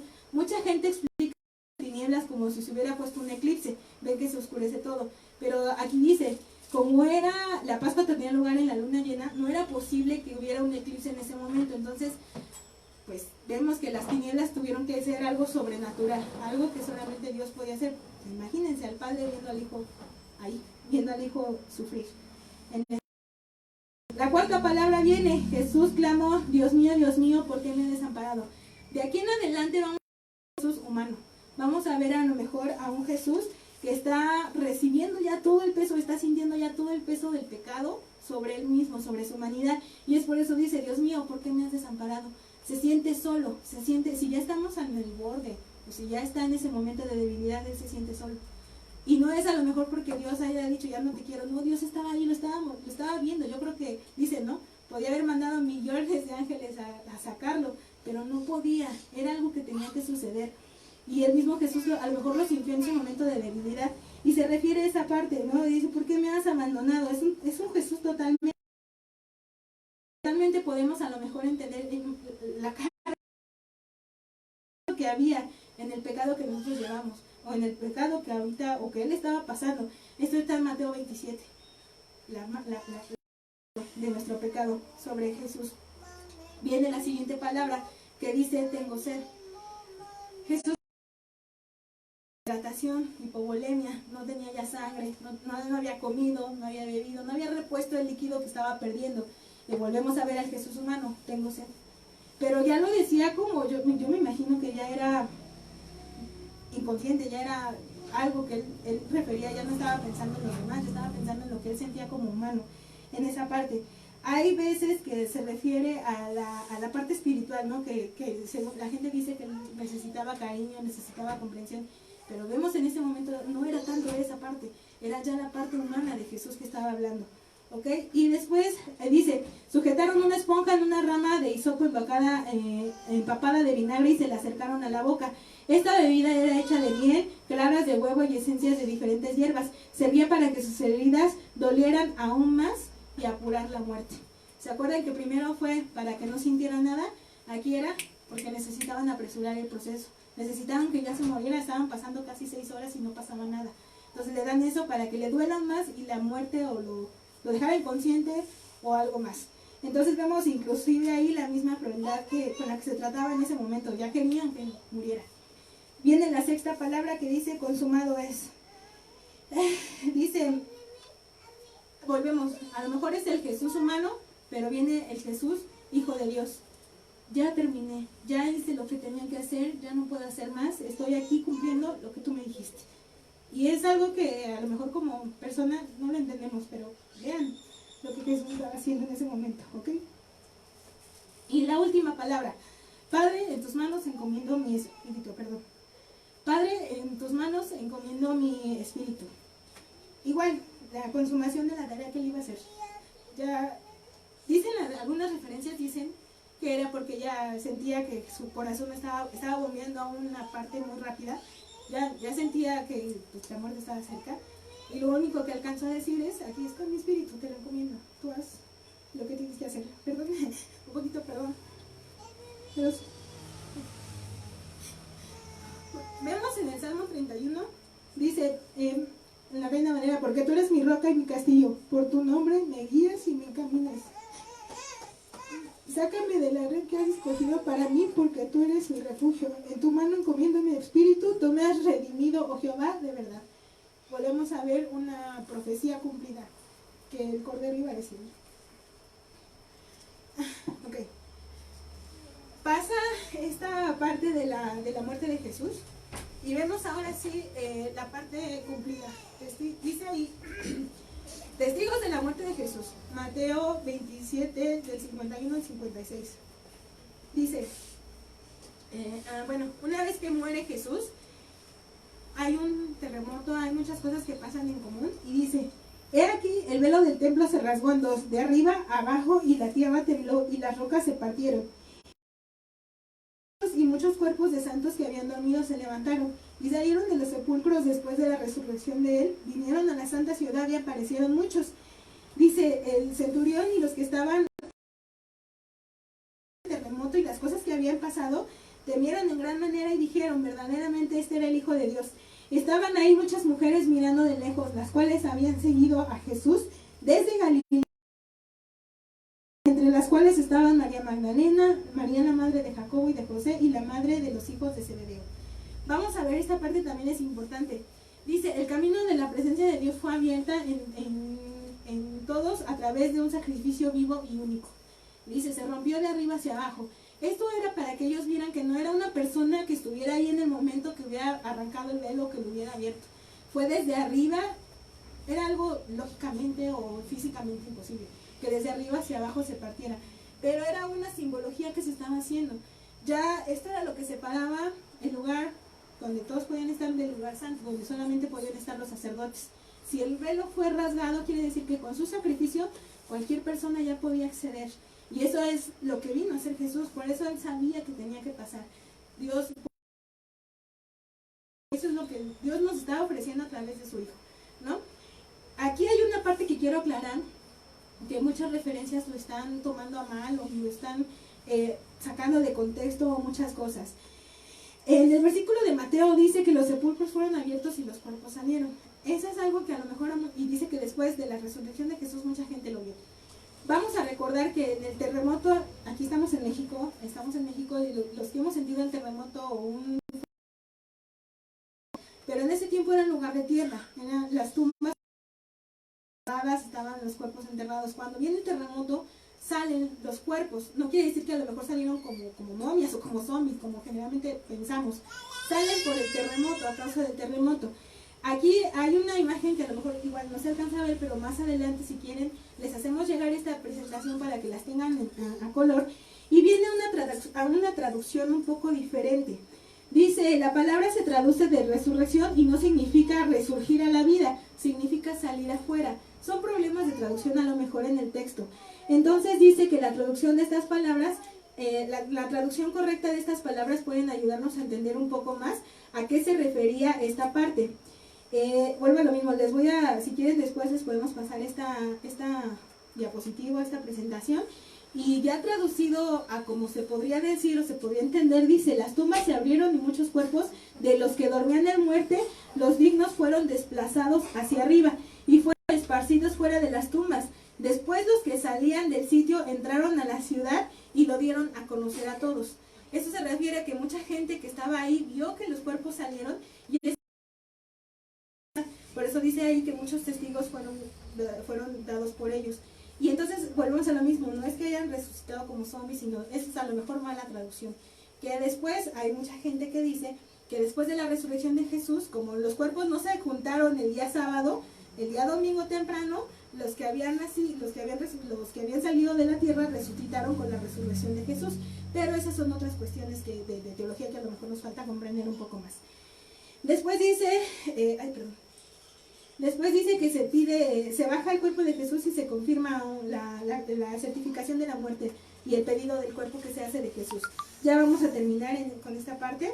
Está en Juan 19 al 31, dice, generalmente los soldados romanos quebraban a las otras dos malhechores que estaban ahí, que todavía no habían muerto, les quebraban las piernas. ¿Por qué? Volvemos a lo mismo, bajaban el cuerpo para que la falta de oxígeno fuera la causa de muerte. Entonces dice, pero a Jesús no le hicieron así. Uno de los soldados atravesó su lanza en el costado de Jesús y enseguida salió sangre y agua.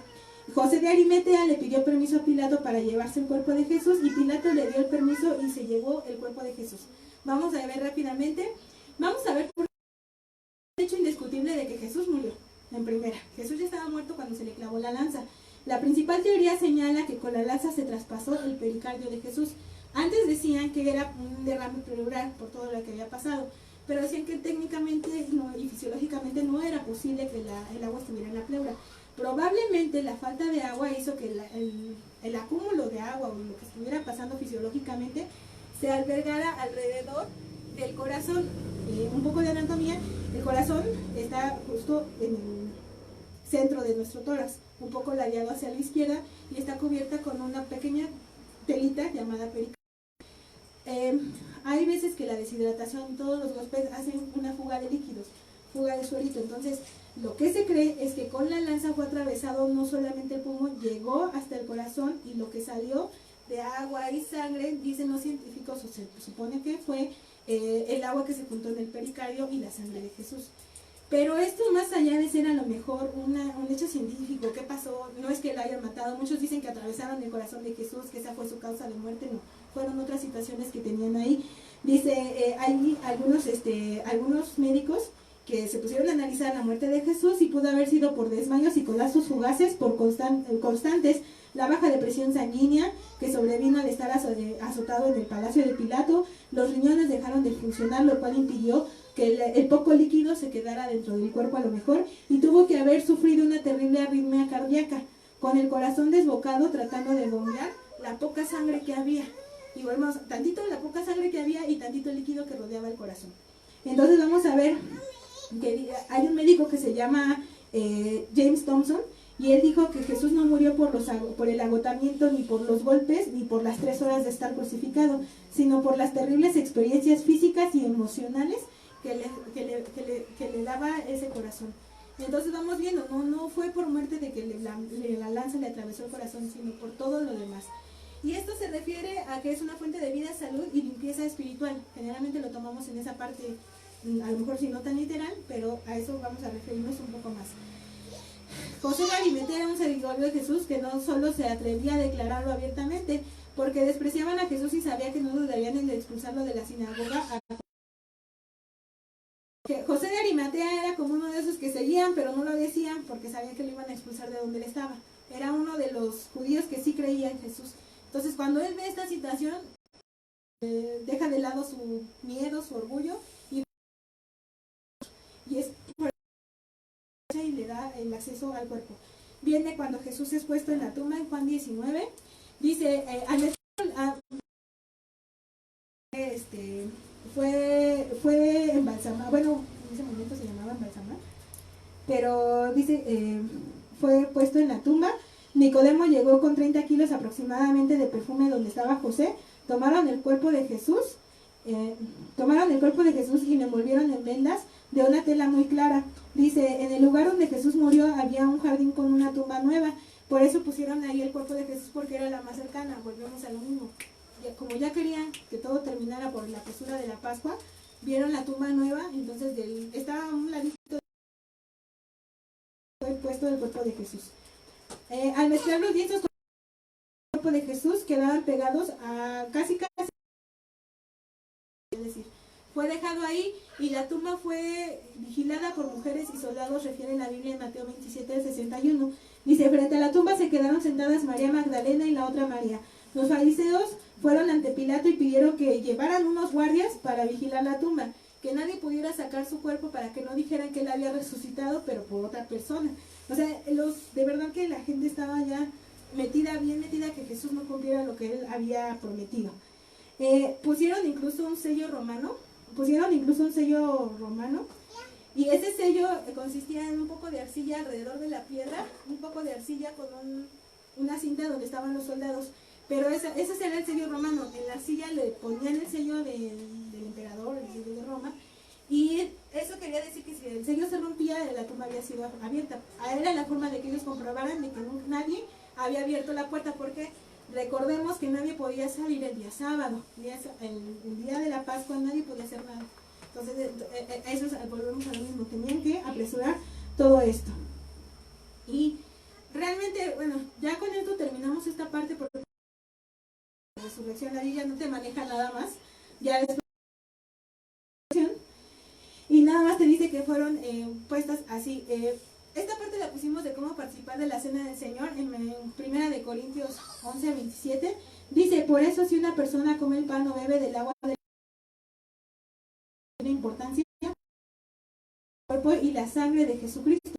Por lo tanto, antes de comer el pan y beber la copa, cada uno mal, porque Dios va a castigar al que coma del pan y beba de la copa sin darse cuenta de que se trata del cuerpo de Cristo. Por eso algunos de ustedes están débiles o enfermos y otros ya han muerto. El Señor Jesucristo se fija en nuestra conducta y Él nos corrige para que aprendamos y para que así no tengamos que ser castigados junto con la gente de este mundo que no cree en Él. Si pensamos bien lo que hacemos, no seremos castigados. Por eso, hermanos míos, cuando se junten para comer, esperen a que todos estén reunidos. Si alguno tiene tiene hambre es mejor que coma en su casa, así Dios no tendrá que castigarlos por su comportamiento en la ciudad. Esta es una palabra muy clara y ya con esto terminamos ahorita, porque volvemos a lo mismo, dice, aquí ya Dios te puede castigar, porque lo que Jesús hizo no fue algo que tú puedes tomar a la ligera. Lo que Jesús hizo no es algo que tú puedas decir, ay, pasó y ya, soy salvo y hasta ahí, con eso voy a ir al cielo. No, quiere que cambies tu vida, quiere que cambies tu actitud, y Él te vino a regalar eso a ti y a mí, a los que nos están viendo a través del teléfono, vino a regalarnos todo eso. Depende de ti si lo quieres tomar. Por eso dice, aguas si lo estás haciendo mal, aguas si no lo estás viendo como los ojos que tienen que ser vistos, aguas con todo lo que tú estás haciendo en tu vida, porque quiere decir que entonces aquí Dios sí ya se va a enojar contigo, Dios sí ya va a estar vas a estar en problemas con Dios, y estar es algo serio, algo que se debe de pensar. En este día vemos, hoy es Viernes Santo, hoy es el día donde Jesús dio su vida por nosotros, fue sacrificado, fue maltratado por lo que nosotros hicimos aún sin hacer, porque Él nos amó de esa forma, nos amó de tal forma que dio a su Hijo, Dios. Y vemos todo lo que pasó, no fue algo que ni siquiera como humanos pudiéramos haber sido o haber soportado. Y es algo que a lo mejor hoy Dios está diciendo, eso lo hice por ti, ¿quieres? Puedes tenerlo. Si ya lo tienes, cuídalo. Aguas con lo que estás haciendo, vuelvo a lo mismo. Es algo que los que me conocen, yo soy muy literal, muy científica, pero veo, oh, Señor, gracias, porque no lo merezco. No merezco lo que tú hiciste, lo que tú diste, y no merezco que tú hayas dejado tu vida de esa forma. Ni siquiera que a lo mejor los corderitos de Pascua, los que se van a la Pascua, se matan de otra forma diferente igual. Pero Él no, pasó horas y horas de sufrimiento por ti y por mí. Y con esto lo dejamos el día de hoy. Si estás en tu casa, si estás sentadito, si te quieres levantar, si aquí se quieren poner de pie, y damos gracias a Dios por ese sacrificio que hizo, porque cumplió lo que tenía que cumplir, porque nunca dijo que no. A lo mejor en algún momento su alma quiso decir, no quiero, me va a doler, pero Él sabía lo que quería hacer por ti y por mí. Bendito Dios, te agradezco, Señor, lo que tú hiciste en ese día, un sacrificio que no cualquiera hubiera dado por mí ni por nadie más. Yo te doy gracias por haberme amado de tal forma. Tal vez a lo mejor es algo que no todos entendemos, o es a lo mejor algo que no todos creemos que necesitemos, pero yo te pido, Señor, que tú llegues a esas almas, que nos hagas entender que solamente te necesitamos a ti. Te agradezco infinitamente por haber dado tu cuerpo, por haber dado tu mente, por haber dado tu servicio para mi salvación. Y te pido, Señor, si no estás en algunos corazones, que en este momento entres ahí, que tú cambies, que tú los transformes, que tú estés con ellos de ahora en adelante, así como prometiste que lo ibas a estar. Que tu Santo Espíritu, Señor, vaya con cada una de la gente que ha visto esta transmisión, que a lo mejor ha entendido un poco más lo que tú hiciste, y que a los que nos ha quedado un poco más claro, Señor, podamos cuidar y seguir en tu camino fielmente, Señor. Gracias por ese sacrificio, gracias por esa entrega hacia mi vida, gracias, Padre Celestial, porque a lo mejor lloro, pero lloro con un poco de tristeza por todo lo que tú pasaste, pero al mismo tiempo con gozo, porque sé por qué lo hiciste y sé a dónde voy a llegar gracias a ese sacrificio, gracias a que se rompió el velo, Señor.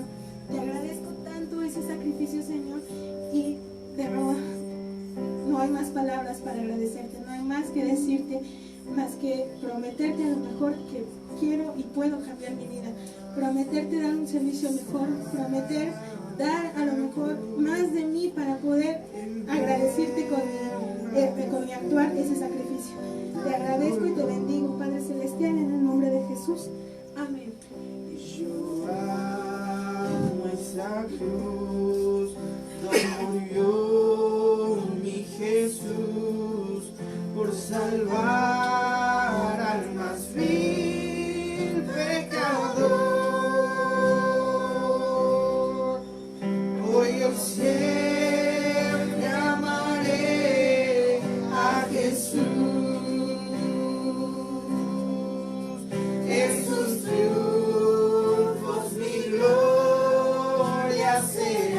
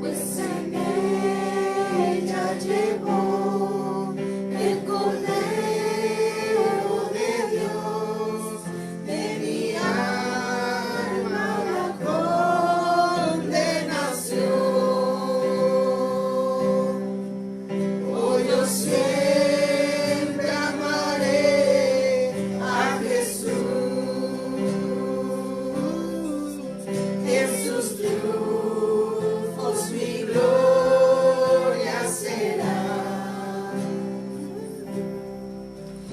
Y algún día en vez de una cruz, mi corona Jesús me dará. Y algún día en vez de una cruz, mi corona Jesús me dará. Y algún día en vez de una cruz, mi corona Jesús me dará. Pues hermanos, Dios les bendiga. Este ha sido a lo mejor una transmisión, pero espero de verdad que haya sido de edificación para ti. Si en algún momento quisieras esta presentación, háznoslo saber y te podemos pasar sin problema las diapositivas, las fuentes de donde lo sacamos. Es una investigación que está a la mano de cualquier persona, puedes ponerlo en internet, en cualquier otro lugar que donde tú busques van a venir todas estas bases científicas. Mandamos saludos a todos los hermanos que nos ven desde Chalco, El Saladito, Iztapalapa, Tlapala, Venustiano Carranza, Guerrero, Iztacalco, Topilejo, Acolman, Los Reyes La Paz, desde Santa Rosa, Ejército de Oriente, Nezahualcóyotl, Tepoztlán y desde Chile. Dios les bendiga a los hermanos de Chile.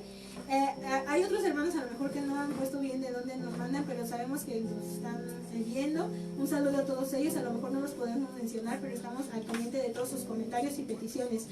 Como aviso, nada más queremos recordarles nuestro servicio del culto de resurrección. Lo vamos a llevar al domingo a las 10 de la mañana a través de esta página de Casa de Oración, para que igual estén conectados y al pendiente de la transmisión.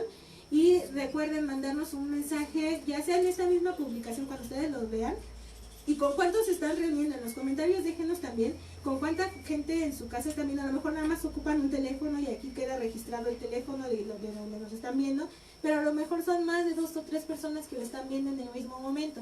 Por favor, háganoslo saber. Si necesitan alguna corrección o algo que quisieran añadir, por favor díganos para mejorar. Finalmente es un servicio que nos...